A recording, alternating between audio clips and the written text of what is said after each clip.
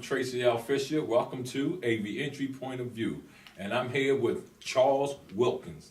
How you doing? How you doing, sir? I'm doing great. Tell the people what you're here for today. Well, my name is Charles Wilkins, running for Yeadon Borough Council. One of the 4 council seats is in Yeadon, which is directly right outside of Philly. Go straight up Whitby Avenue, you're right there in Yeadon. Wow, okay. And how long you been living in Yeadon? After I came back from Iraq, 2012, I was living in 61st and Pine, and my wife didn't like the issues that was going on. That's when a little girl was kidnapped and everything in school. So to have a happy wife, happy life, moved from 61st and Pine into a Cobbs Creek area of Yeadon. Wow, okay. And what made you get into politics? Well, I've been in the military for the past 24th year, and you always protect the law, protect the policy, standard operating procedure, and I've always been helping people since '85 at Pitt Memorial when I was a Boy Scout, so helping others. And what I've noticed in Yeadon, there's a lot of people, residents that need help, whether they're elderly, young people, and he was asking me, you should run for politics. I said, no, I'm not into it. I just prefer to help people. But they said your voice will be heard and you can gather more resources if you went political. So I took a crack at it. I wasn't heard when I was in Cobbs Creek by the person that runs that area. And the Republicans actually heard me. And they seen what I was doing in the community. And they asked me would I pick up the flag and would I run for state representative, which was way out my league. But I said, okay, I'm going to go ahead and do it. Because as I tell my son, you can do anything if you try. Right. And I took a crack at it. Wow. So let me ask you this. You become a councilman. Yes. Right? What's the first thing you're going to do? The first thing is councilman, now I've been endorsed by the Democratic Party, I will go ahead and thank everybody who supported me, everybody who believed in me. I would turn to my son and I would tell him, son, I told you you can do anything if you try. After that, I would go ahead and have a luncheon to show all the people that actually supported me, I appreciate you. Now, after that, my first time after you swear in January and you're actually on a job and you're official, I would talk to the other 4 councilors and say, look, let's do what we're supposed to do. As a council person, you're supposed to write ordinances, rewrite ordinances, and update ordinances, delete ordinances, as well as manage the borough. And the ordinances in Yeadon, they need to be updated. Right. So that's one of the first things I would do. So it's real like old school, like in Yeadon? Yeadon, yes. Yeadon is one of the only places in Pennsylvania that's a dry town. They don't have a bar. It's part of home charter. You can't have it. Their businesses, they collect no business tax because they can't have it. So some things need to be changed. Now, I'm not going to say changed because that's a very controversial word. I'll say some things need to be improved. And writing new ordinances can improve these things. Well, how old are you? I'm only 42. And basically, I consider myself to be a role model. I have the hat on today. I know it's the boys and men look, but I look at myself as a role model for people behind me. Like myself, I have a PP number. And it's hard.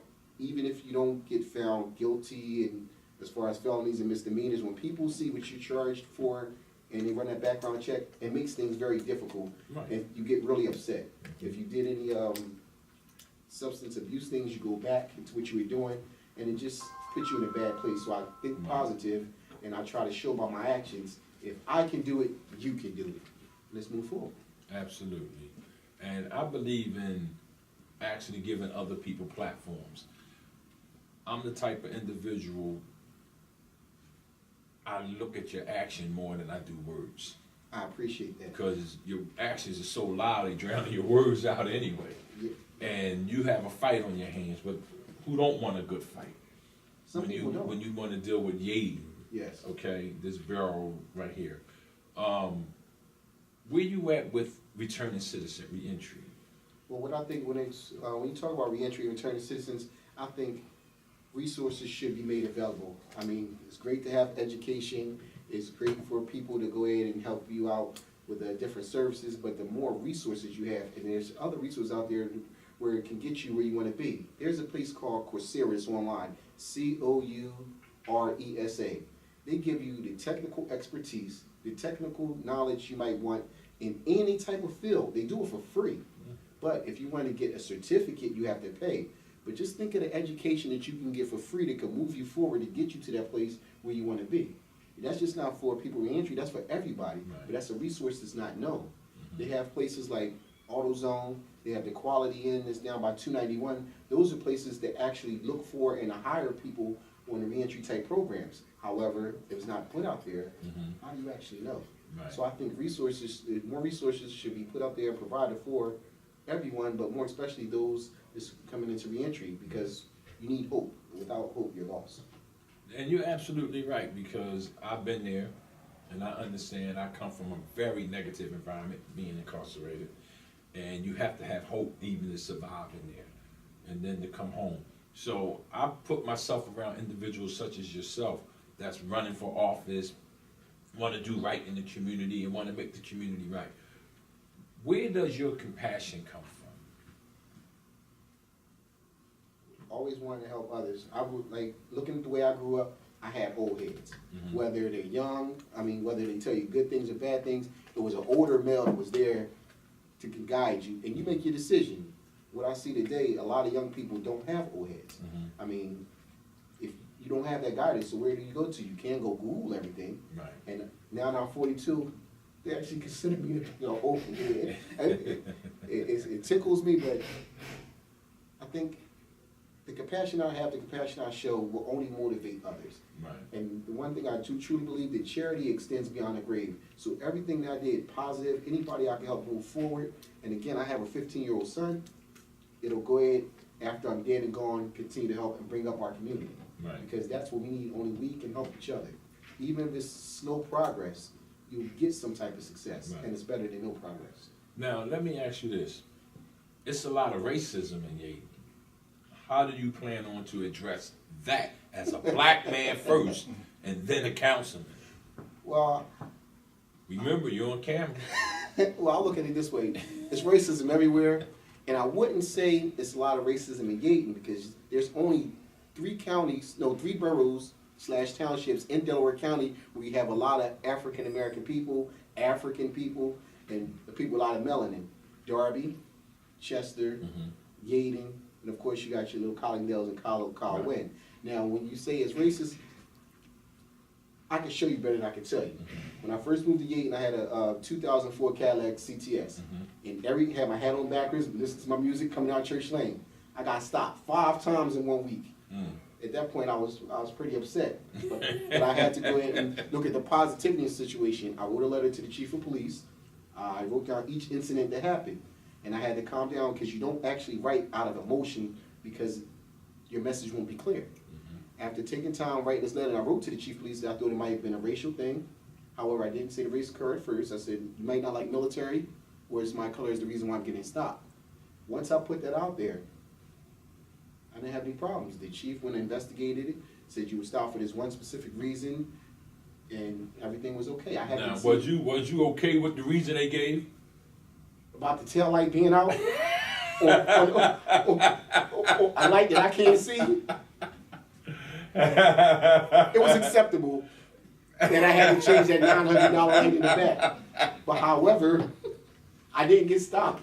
No more without valid reasons to be stopped. So when you get stopped, or you feel as though someone is using race against you, try to separate yourself from your emotion. Because your emotion, usually we have negative biases. Try to separate yourself, take a deep breath, think about it, talk it over with somebody else, not a like-minded individual, but someone you can talk to, and then address the situation. Not attack it, but address it. And that's how you make a determination if it's a racial thing or did I actually do something wrong. Right. Oh, I'm just so hopefully that answers your question. Man, I did, because I understand. I've been stopped and I addressed it without no anger. Right. I addressed it, and it don't happen anymore, but everybody's not like us. So we're in office, well, you're in office, but I'm in a position where we got to fight for those that's not like us. Right. So we want to be able to say, if they stopped you the first time and told you your tail light out, then you should have got your tail light fixed. Right. If they stopped you the second, third, and fourth time, and they still tell you the same thing, then you were deserving of them stops. But if your tail light was never out, now let's ask this question: was your tail light out? The third and fourth time, it was out. third and fourth time. But the way they address the situation, we say people like us, maybe it's because of my maturity where I'm at, but you have to look at the stuff that we see on TV, read on Instagram, the things that happen as far as attack on a black man. We have to go in and making self-analysis of self. Right. Did I do something wrong? Am I, because you got to look at it, and we are targeted across the world, young black guy, pants pulled down, t-shirt, he's an automatic threat. Automatic, didn't do anything else. Mm-hmm. However, the way you carry yourself, Right. the way that you respect yourself, the way when you are talking to somebody, are you coming off offensive, challenging, Mm-hmm. or are you being more reserved? Right. You gotta remember, people only know you from what they see of you. Right. Now, as councilman, right, would you put that into your office, like a certain section, someone to actually literally like investigate that and deal with that and be a liaison for that individual, for the community to that office, as far as the police office, so that way you can have a better understanding and give each side a voice? Well, two things I looked at. One, the mayor controls on how the police work. So I will go ahead and refer to the mayor, we need sensitivity training. Not that our police officers actually need it, but you're only good as the last training that you received. So if you have updated sensitivity training, that lets you regulate yourself when you're dealing with the public, with the people. Mm-hmm. That's on the official side. As far as the young people in the area, we're trying to get them young people together, and let's talk about it. How to tie a tie. How do we act when you're dealing with authoritative figures? So it starts at home. Mm-hmm. If you don't know how to deal with authority in a home, how are you going to deal with authority Right. out in the world? So we take care of ourselves, but also have the sensitivity training with the law enforcement, and that way we can come together and make things a little bit better. And my thing is, even when I get stopped by the police, rule number one, survive the stop.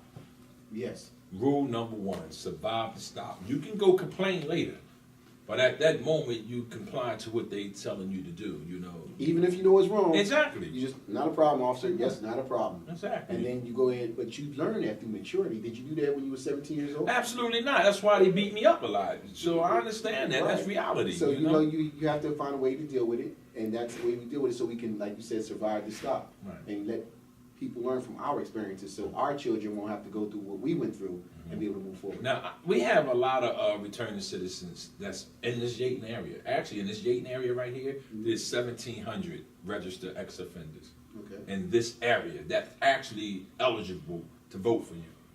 Didn't know So that. in a few minutes, exactly, that's why I'm here. Gateway to reentry, right? We have a voters block. I understand. So explain to them why they should vote for you, and then give them information on how they can reach you.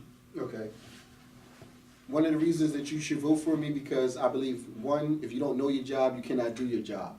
I research, act, and review, so I know the job that I'm trying to go in and reach. Secondly, I feel as though I'm what all of us should be. My baby mother is my wife. I'm a black man with my wife and my son trying to be progressive in our area, in our community, and help lead others. Like I said earlier, I did have a PP number. I actually do, because you can't get rid of it. However, I move forward. I don't let that stop me. You do not take no for an answer. You keep moving forward. My name is Charles Wilkins. You can contact me at wilkinsforcouncil.com. That's my webpage. Or Facebook, charlie.wilkins or Charlie Wilkins. Right there on Facebook, you'll see my face. And also, you can contact me at 610-803-1472. I'm at the Yeadon Library frequently. Have a wealth of resources. Just reach out and talk to me. I'll put on my pants just like you do. And there you have it. I'm Tracey L. Fisher. This is a reentry point of view with my guest, Charles Wilkins. Thank you. Thank you.